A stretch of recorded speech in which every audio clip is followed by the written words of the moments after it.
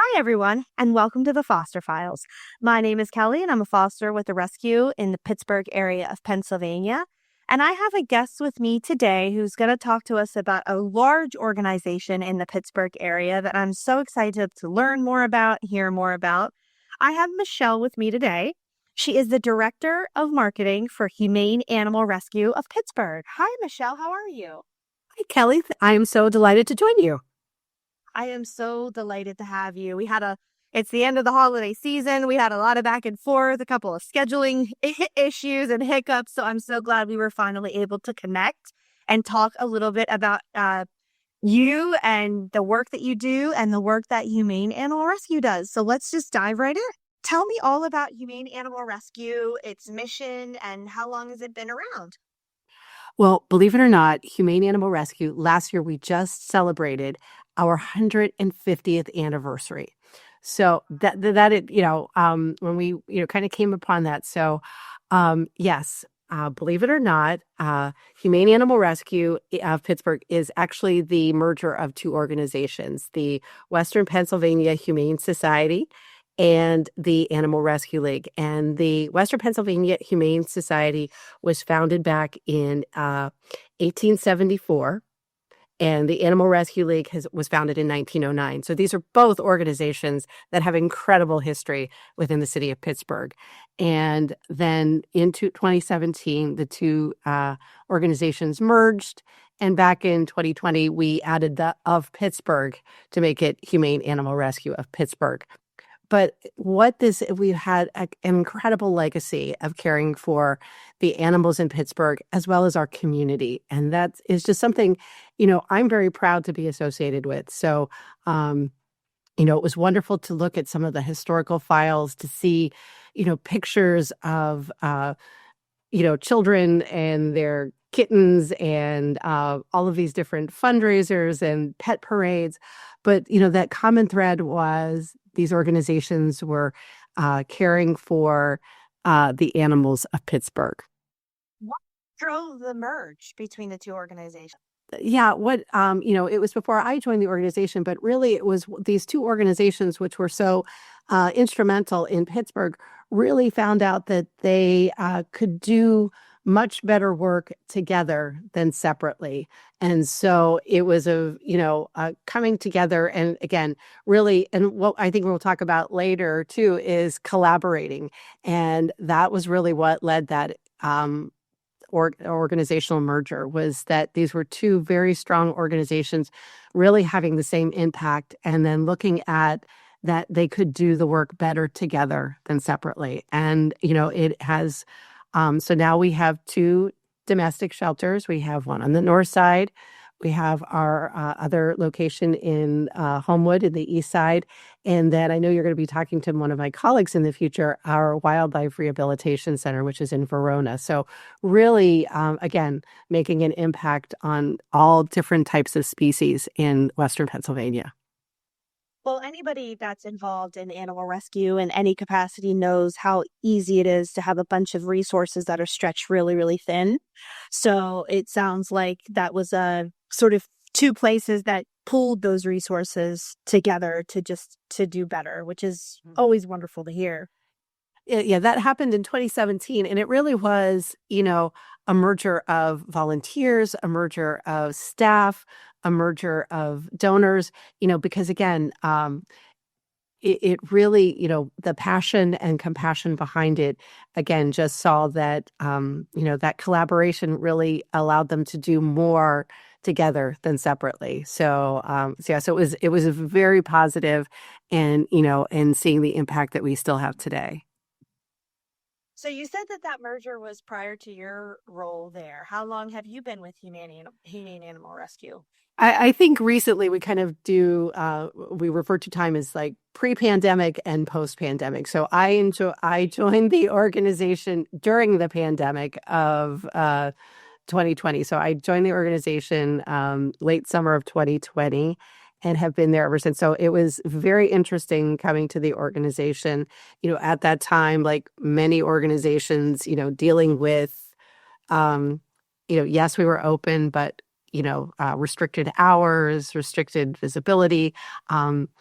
lots of people had adopted pets, so there were limited number of pets. We weren't doing events, we weren't going out as much as we did. So, kind of seeing that all evolve as the world has reopened after COVID, and some of the things that changed during that time that still, have, changed the way we think about some things. So I have been with the organization a little over 5 years. So do you have a background previously in other animal rescue and welfare? Actually, no. I actually, for pretty much a majority of my career, have been in a nonprofit arena, and so that was, something that really drew me to when this opportunity arose. Seeing how those skills that I had developed in the nonprofit world and understanding, how nonprofits need to function. You don't have all the resources. You may not have all the financial budgets that you can.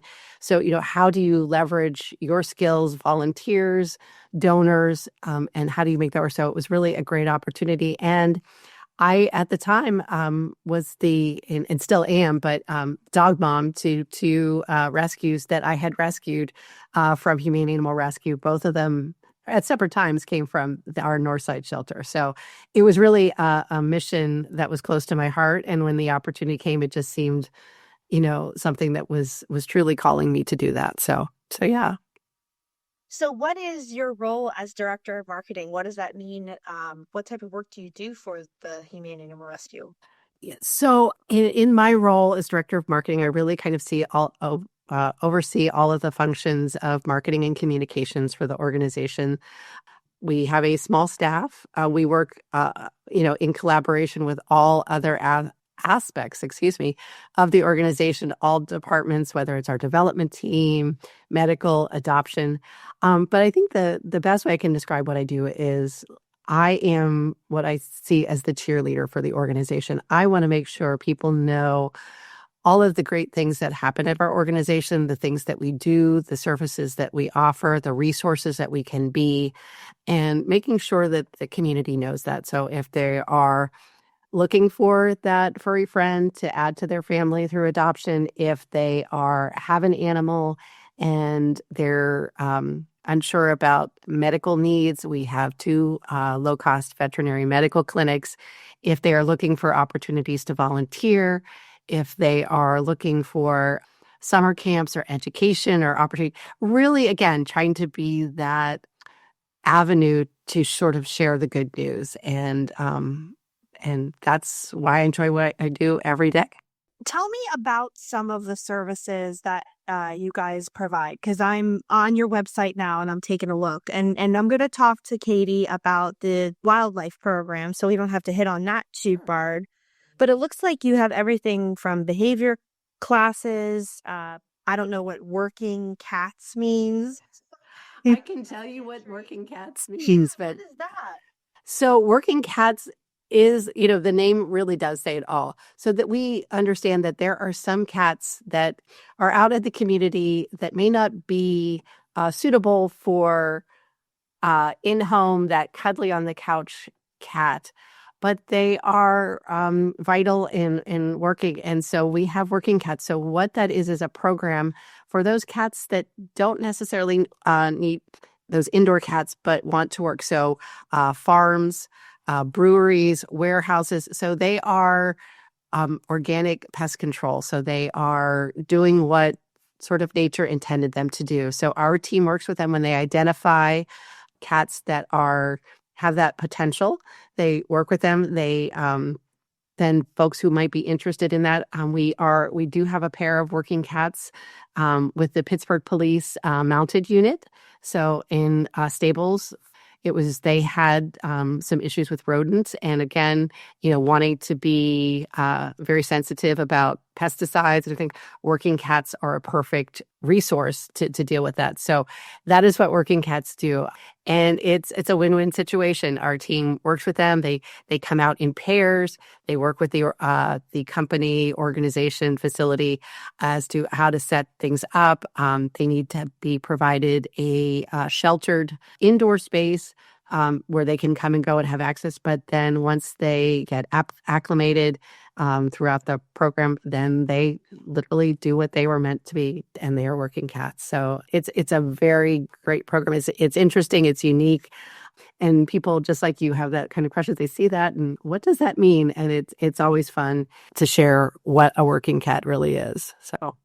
So I grew up calling them barn cats because Yeah. I had friends. Yeah, so I just know it by a different name, but I have two friends from my childhood, one whose parents had a dairy farm, and so they would have barn cats, and then every once in a while a barn cat would be suitable for in the house, and then she would get a new kitten and the cat would come in. And then I have another friend who still does have horses, and they'll have barn cats down there for. Yeah, so it's sort of an expansion of that. We've seen it, yeah, warehouses, again, especially even during that pandemic time where there were a lot of buildings and everything that may have been not as occupied as once were. So again, we saw some interest in there. But yeah, it's a wonderful opportunity. And again, for folks, again, that, don't want to necessarily go the route of pesticides and those kind of chemicals and everything, letting, nature's pest control help you. So it's a wonderful program. Right. And two, I would imagine that all of those cats get a health workup, they get fixed, spayed and neutered, and because it's going to help control the feral cat population. Absolutely. Yes, they're ear tipped, they are spayed or neutered, they are microchipped, and again, they are good to go. So yes, it's a great, again, unique kind of program, but really helps fulfill a need. Yeah. Do you guys have different requirements of the quote unquote adopters with working cats than you would with domestic cats? Or you kind of just other than, obviously shelter, access to food and water, that kind of thing, do you guys keep them under vaccination requirements as well? Yeah, they are, again, we keep in communication with those who have sort of hired the cats. We make sure that the cats are doing well, that if there are any issues, but again, before they go out, they are, brought up to date on all of their vaccinations. Everything is good health wise. And, it is not, once they're out, we don't see them again. It is very much a, collaborative relationship with those folks who are employing our working cats. Hmm. Interesting. Interesting. Well, that's a cool program too, because if there's a stray cat that somebody wants to bring in, it's kind of nice to know that if it's not suited for the domesticated life, that there's potentially an option Mhm. at Humane Animal Rescue. And tell me a little bit about Ellie's Pet Pantry. Yeah, so, Ellie's Pet Pantry, and especially, as we've seen recently, there are a lot of folks out there who may be struggling. And ultimately, what Ellie's Pet Pantry does is help those folks who are in need temporarily in feeding their pets, because we feel that if a pet is in a loving home, that's the best place for it to be. And, we know that, in talking with some of our clients, some of the people that come and use Ellie's or use our other services, they may be struggling, and we want them to know that we have this as a resource. So, and in many of these cases, they are, just like a parent putting their pet ahead of themselves. And so they may be neglecting to taking care of themselves or feeding themselves in an effort to help feed the pet. So we want to do, when recently when SNAP benefits were on hold and everything, we really, again, did see, an increase in request. And we have tried to, make those, meet those needs as best as we can. And that's what we want to be, again, that resource for people. So if they need it temporarily, because again, as we said, a pet in a loving home is a much better place than to have them have to surrender that pet to a shelter.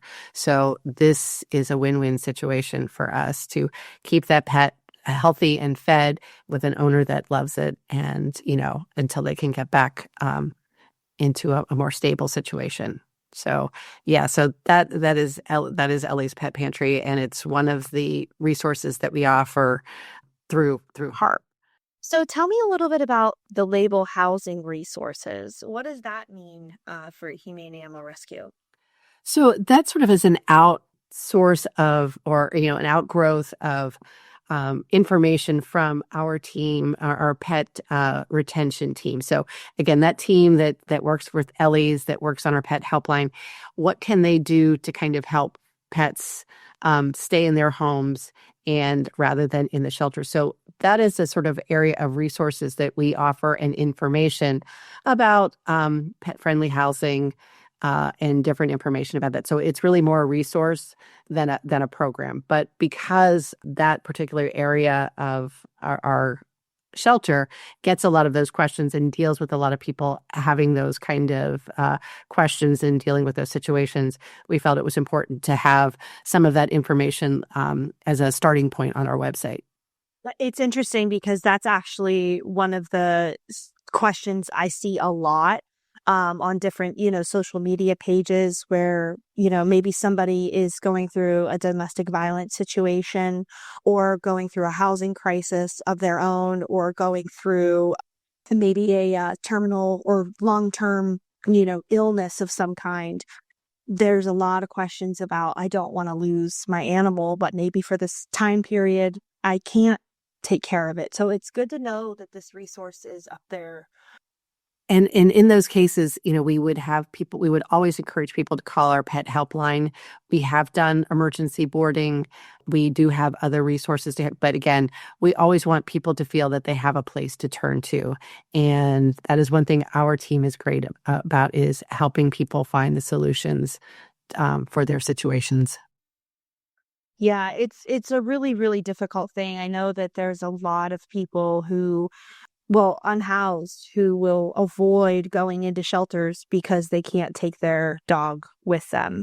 And so I know that there are a lot of things that are changing regarding that, but it's always such a sad thing to just see members of our community with 2 legs or 4 legs kind of be out on their own without any assistance. So I'll be sure to link that very specific resource page in the show notes so that it can be shared out amongst anybody that might need it.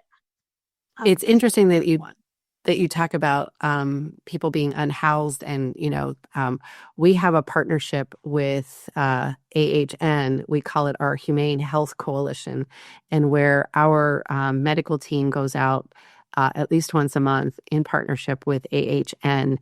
And what we like to do is call it treating both ends of the leash. So what we have found is that that human-animal bond is very, very important. And so many times the Humane Health Coalition will be going to areas where people can be housing, unsure, where they may be unhoused or, have challenges.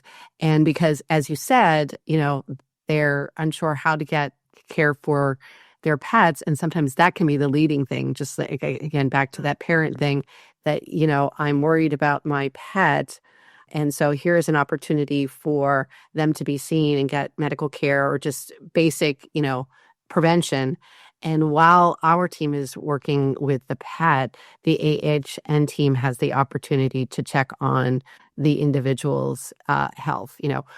Do they have any health concerns? How are their nutritions, mental health questions? So it really is a great collaboration. And again, what I hope to see that we'll, continue to see more of. And so that's a really great program that, just started within the last couple of years, but really we've seen a great need for.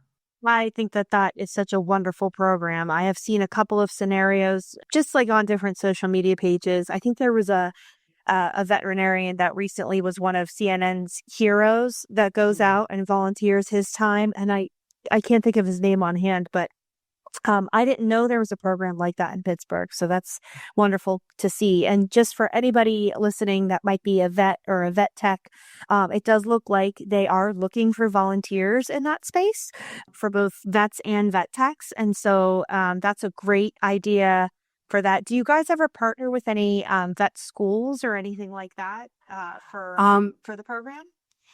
We don't. Unfortunately, there are no veterinary schools here within Western Pennsylvania, but there are vet tech schools. So again, we have had a lot of, interaction with those folks and in opportunities. So yeah, so it is. We have had, different folks come do their externships and everything. So yes, but that is an exciting part, particularly, in, this area of shelter medicine and, community veterinary medicine. It's a very interesting and meaningful opportunity to be a part of. That's really, really important. So I'm really glad that you guys are doing work like that. Because, like I said, I wasn't even aware that that program existed in Pittsburgh, let alone that I was going to be talking to one of the directors of marketing. Yeah, again, there is information on our website. Again, so if folks, have questions about that, if they would like to get involved as a volunteer, as I said, it is the team effort that they are out at least once a month doing these type of community, in the community. Because again, we also understand that, again, it can be challenging, if you don't have transportation, getting your pet for medical attention. It's very hard to put a 65-pound pit bull on the bus. So again, getting to communities and getting people into where they are with the care that they need, again, ultimately keeps those pets in the homes and with owners that really need them and love them. So, in regards to some of the low cost veterinary care that HARP offers, is that like if you need sort of regular vet stuff like vaccines, obviously spay and neuter? Because I imagine that we're not talking about some of the more complicated cases for people, or are we? What does that look like for you guys? Yeah, it is mostly preventive, regular, that you would go to a private veterinarian office, for your annual checkups, dentals, spay neuters, those kind of things. We are not an emergency clinic, like PVSEC, but again, really can offer a lot of the services that a local veterinarian office would do at probably, 50% to two-thirds the cost of what a private practice may be. The other thing we want people to know is that you don't have to had adopted from us to use those services. And we have a medical center at each one of our domestic locations. So one on the north side and one on in Homewood on the east side. We also, if you look at and check out on our website on events, we offer monthly low-cost vaccine clinics, which are no appointment, walk-in.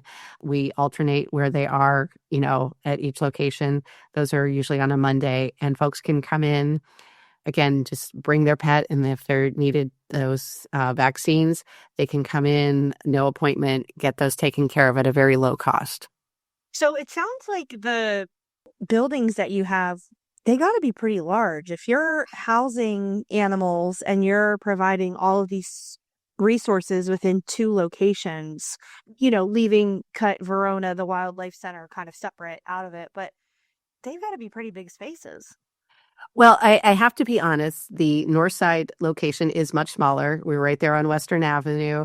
It's a location that, was as I said, the Western Pennsylvania Humane Society. So it is the smaller of our two locations. Our east side location, when was built to be Humane Animal Rescue of Pittsburgh. So it is a large building. It was designed by an architectural firm that specializes in animal welfare shelters. So everything is very purposeful. The floors, the HVAC system. So it is much larger than our other facility. It has additional larger dog runs.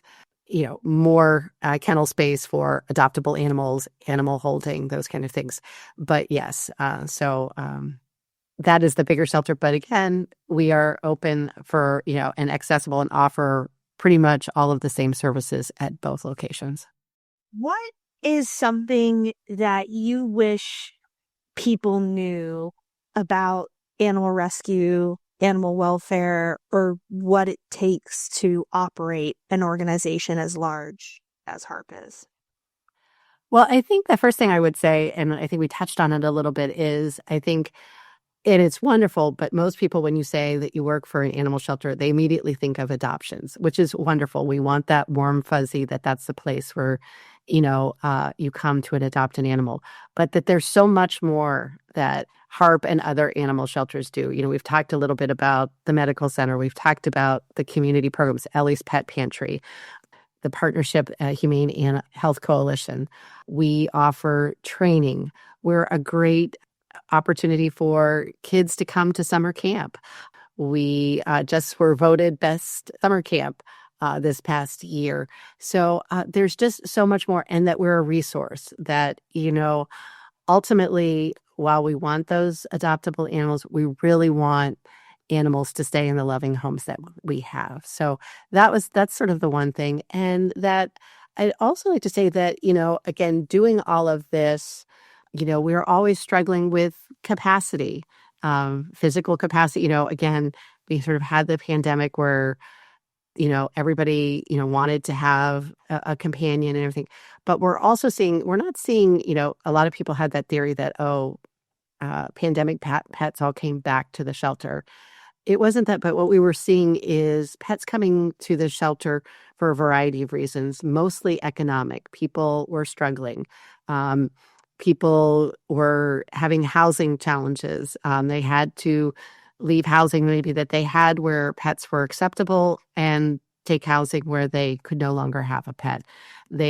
Job losses, those kind of things. So that's really where we're seeing the influx of pets that have come back to the shelter. It's related to that financial and economic. People, breeding pets and then not taking responsibility for them. So that's that capacity. But it's also, I would like people to know that the people that work in animal welfare have a tremendous capacity for care, but sometimes there's compassion fatigue. And so I would like to, again, everybody in animal welfare, I think, you've talked about it, does it because it means so much to them.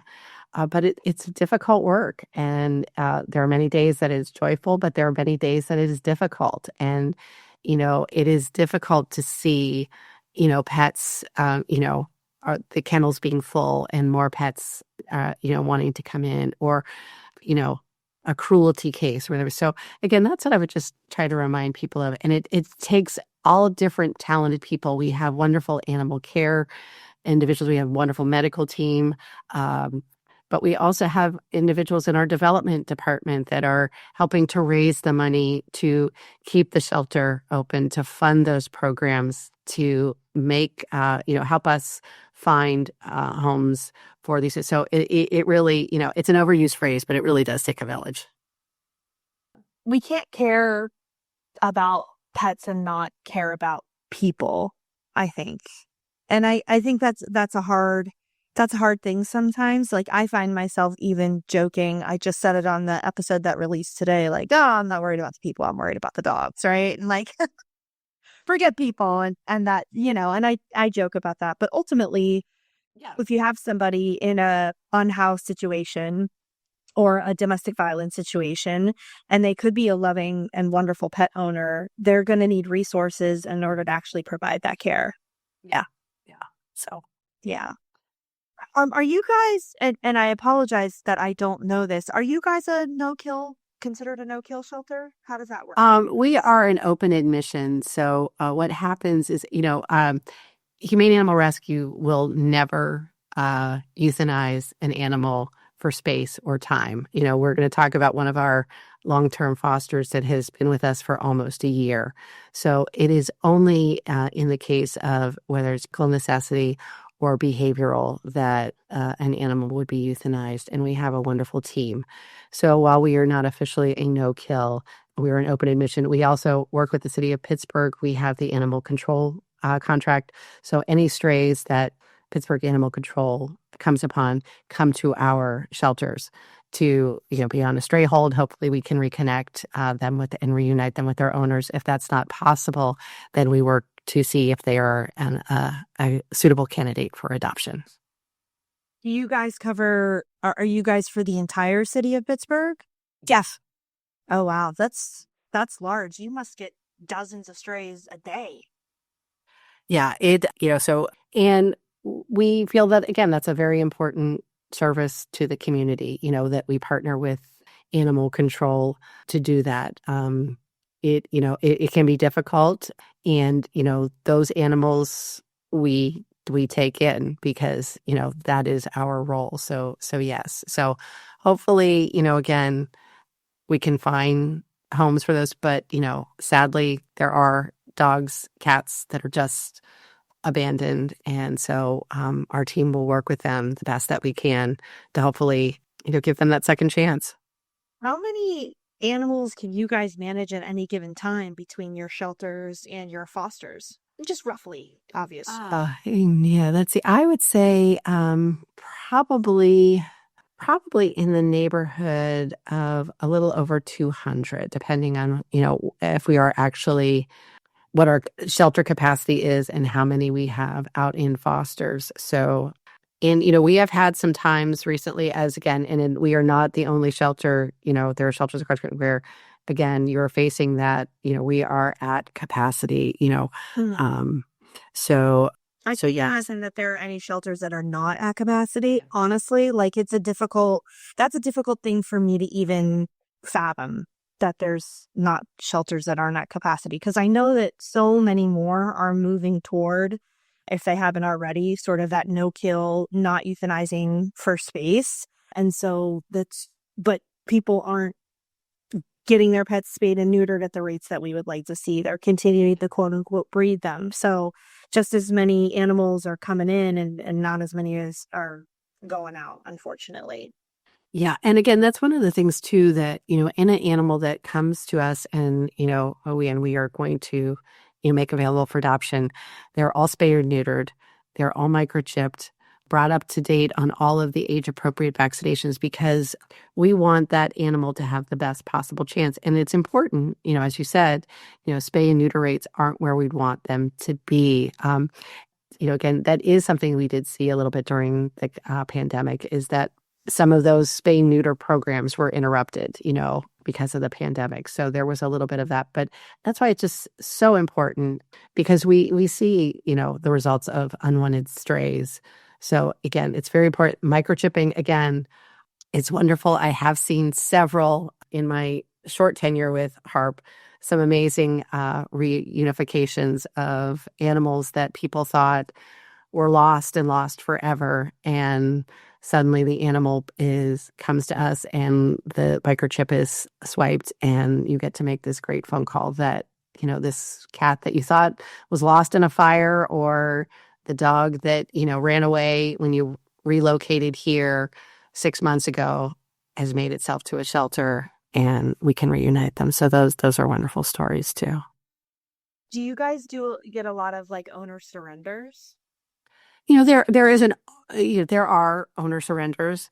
And, as we kind of talked about, when someone is contacting HARP and considering an owner surrender, our team really does have that conversation to dig a little deeper as to what may be the issue. Is it somebody who feels that, we've had a couple of folks who called and, their animal had some medical issues that they couldn't afford. And when our team talked with them and said, well, number one, we have medical centers here. We also have a medical assistance fund that this could qualify for, trying to find those solutions. So that's what our admissions team does. But sadly, we understand that there still can be reasons why people have to surrender their animal. And we want to make that as comfortable as possible. We don't want anybody to feel ashamed or any kind of guilt. It is already challenging. So we want to make sure that if, that's the decision that has to be made, that we work with them. So we want to, but we also want to see, are there any other interventions that could be helpful to avoid that? Right, because just like me, I'm in the rescue world and I had no idea the level of services that you provide. It's very easy to see how somebody would not know that you can provide them with food if they feel like they can't feed their animal, or with low cost vet care, or whatever, the situation might be, behavior resources, access to a trainer of some kind, whatever that might look like. That's pretty great. That's pretty great stuff. So how can people support HARP and support their mission? What are some of the biggest needs that you guys see? Well, I think there are a variety of ways. And again, it's a very, personal decision, but, volunteer. Again, there are many people out there and, there are great opportunities. We have everything from dog walkers to cat cuddlers to people that maybe have administration kind of skills. There can be an opportunity. We have a wonderful program and I'd love to share about it. Call it Barks and Rec. And we've just started this program in the fall. We piloted it for a while with volunteers, and Barks and Recs is a field trip program for adoptable dogs. And so, for many folks who, gee, I would love to volunteer but I can't commit to 2 hours a week to walk dogs or anything. But, maybe one afternoon a month or every 3 months, I would love to take a dog out to the park or drive through Starbucks and get a pup cup or, take them back to my house and we can sit on the couch and have belly rubs. That is Barks and Recs. So I would encourage folks and it's also a great opportunity for folks who maybe you're thinking about adopting a dog, but just aren't sure. Maybe they haven't had a pet since they were a kid or not sure how it's a great opportunity to kind of see, hey, this is what it is to have a dog, go for a walk, have them, and say, you know what? Um, I could do this, or this is great, and maybe it is the dog that they take on a field trip. So it has been immensely successful. We kicked it off in November on National Take a Hike Day. We just thought it was kind of appropriate. I encourage folks to go to our website. We have a great video that shows the day of a field trip through the eyes of the dog. But we've had over 450 applications of folks saying, yes, I would like to do this. So right now, basically every day we have 3 dogs going out from each of our locations with volunteers who, again, are going, as I said, taking a walk at the park, going around their neighborhood, taking them back. Again, it's a great way for our pups to get a little bit of a kennel break. It's also great information. In the information in the backpack that they take, at the end of the day, there's a report card and we want that information. How did that dog do in the car? How did it do? Did you go to a park? Did you come across people, kids, bicycles? Did they walk well on the leash? Did they have any kind of hesitations? Because that's all information that is vital, again, to keep helping those dogs in our care.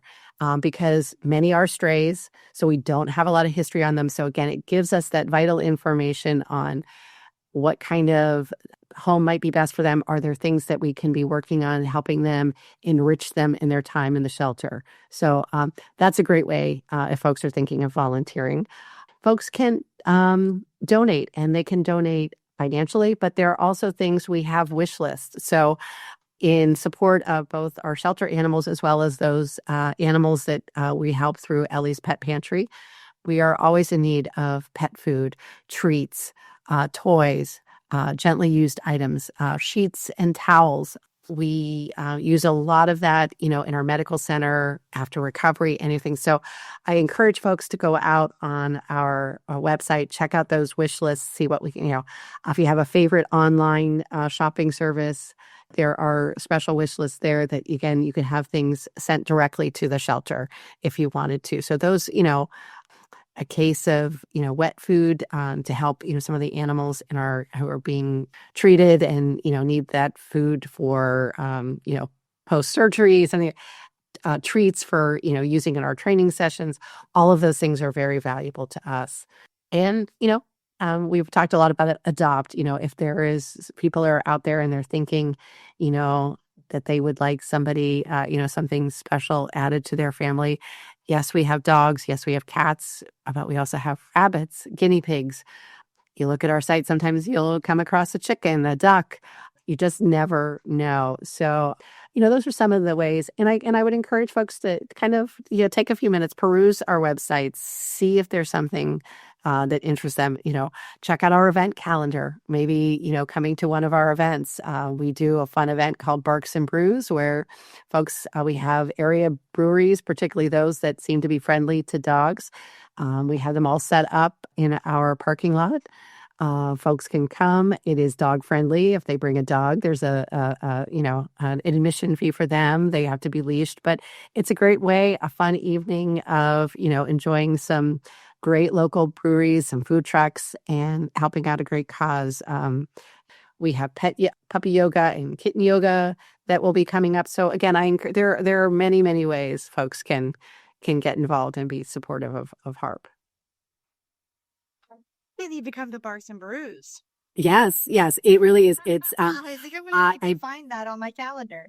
yeah, it's not up on our calendar yet. We just, I think, set the date, and I'm 90% sure of the date. Yeah, May 16th. So your listeners are hearing it before for Everybody, May 16th. Yeah, May 16th. So we have a wonderful group of young volunteers, young professionals, our junior advisory council that sort of has spearheaded this. And it's last year we had nearly 500 folks come out on in just great relaxing evening, enjoying, as I said, great local breweries, music, DJ, some food booths, everything. And it all benefited HARP. So I would encourage folks that if are interested, the website is a great place to start. Check us out follow us on social media. There's always interesting things, educational things, pet highlights, community engagement. I know you're going to be talking to my colleague, Katie, soon, but we did a post the last week just reminding folks that if they're getting rid of their live Christmas tree, a great way to donate it would be to our wildlife center because they can use those in the enclosures for the animals that are being cared for up there. So you never know. Again, so that's why I would encourage folks to follow us on social as well. That's awesome. I will be putting so many links in the show notes, including your socials, including a lot of the community resources, and the ways that, people can support HARP, and the event calendar as well, so that people can participate and check out all the details about whatever event they might be interested in. So one of the other links that I am going to put in the show notes is the Foster Spotlight. And so I want to talk about this guy now because I've been looking at his picture basically the entire time that we've been chatting. And honestly, I'm in love with him. Tell me all about General So. General So is just a sweetheart. He has been with us for much too long, but he came to us. I would say, I think we're over 250 days. He originally came with us. He has, I believe, he had some medical issues, had to have some surgeries. Did some recovery with a foster. He is, as you said, currently in foster, but he is just lovely. Again, I know that one of his recent fosters did have a cat, so he did okay with that. So if somebody's out there and saying, "But I have a cat," General So could be a good match. So yes, I would definitely, he, like I said, everybody just loves them with all their heart. Um, he has good manners. He walks well on his leash. I think he likes to sniff things along the way. But again, this gentleman, if you, as you said, if you go to our website, there are dozens of pictures of this guy. And again, I hope that, maybe one of your listeners will take a listen. I was excited that our first adoption of the year was another foster dog who had just returned, Rose, who had also been with us for more than 200 days. And her foster decided that she just couldn't live without her. And so she was our first adoption of 2026. So we hope that hopefully General So will soon follow in those footsteps. But again, I hope that folks will check him out, check some of the other animals that may be in foster as well, or at the shelter. But hopefully that's something that may be on their 2026 New Year's resolutions. So I have a black and white Pit X named Cheese. And this is a black and white pit mix named General So. So I'm just saying, I condone a food-based adoption.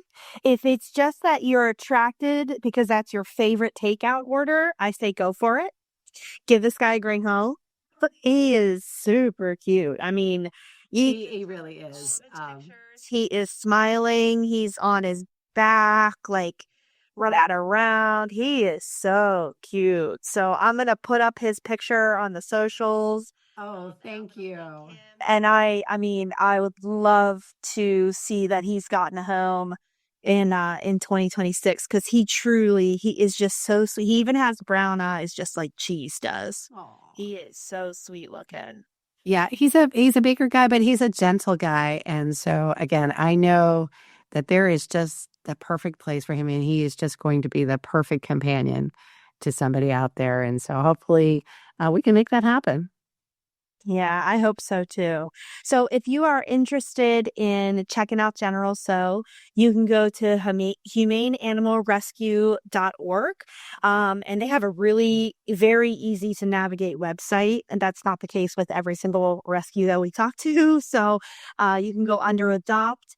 And down at the bottom, they have a really handy dandy search tool where you can search specifically just for his name, or you can find him listed under an alphabetical order. But there are so many beautiful animals here that are looking for their forever home, including Hash Brown the guinea pig and Kiki the rabbit. And support Humane Animal Rescue because they are supporting us and they are supporting our community here in the Pittsburgh and Western Pennsylvania area. So, Michele, is there anything else that you'd like to leave us with today before we say goodbye? No, nothing. Again, I think we covered so much, and again, thank you for the opportunity because I do know I get to kind of say this every day, but I also know that sometimes I'm challenged because there's so much that we do, and like how can I tell everybody everything? So again, giving us this opportunity to give people a little more insight into yes, we are a wonderful place to find an adoptable animal, but we are so much more. And there's so many ways that people can get involved with us. We couldn't do what we do without volunteers. An organization this size with all the things that we do just isn't humanly possible as a nonprofit to do without the power of volunteers. And so I'm grateful to all of those folks, whether they're dog walkers, cat cuddlers, whether they're on our boards, helping us in our fundraising. Every one of them makes a difference, and it makes, they come out to help at Ellie's Pet Pantry, distribute food. They are, stuffing the doghouse. They are, a volunteer vets at our annual spay-a-thon for community cats. There are so many ways to make a difference and get involved, and in the many ways that we do. So thank you for helping us, kind of and shining a light on all of the things that HARP is trying to do. Well, thank you for all the things that you guys are doing in the community. It truly looks like it's incredible work, and it can be, like you said, it can be daunting work, but I'm sure there's a good mix of good days and bad days, and it's just great to see an organization that's deeply rooted in the community the way that HARP seems to be. So as a reminder, if you aren't already following the show wherever you get your podcasts, Apple Podcasts, Spotify, iHeartRadio, please make sure you do that. Rate, review, share with your friends. You can also follow the show on Instagram at the Foster Files Podcast. If you have somebody that you think that I need to talk to, like Michele, you can send me an email at the fosterfilespodcast@gmail.com. I'm going to be linking everything that we talked about today, linking all the socials for Humane Animal Rescue. So make sure you go ahead and give them a follow as well. But Michele, again, thank you so much for your time today and for all the incredible work that you and Humane Animal Rescue of Pittsburgh are doing. And I'm so grateful for you. And yeah, just thank you so much for your time. And everybody, please remember, be kind to yourselves and be kind to animals. Thank you, Michele. Thank you.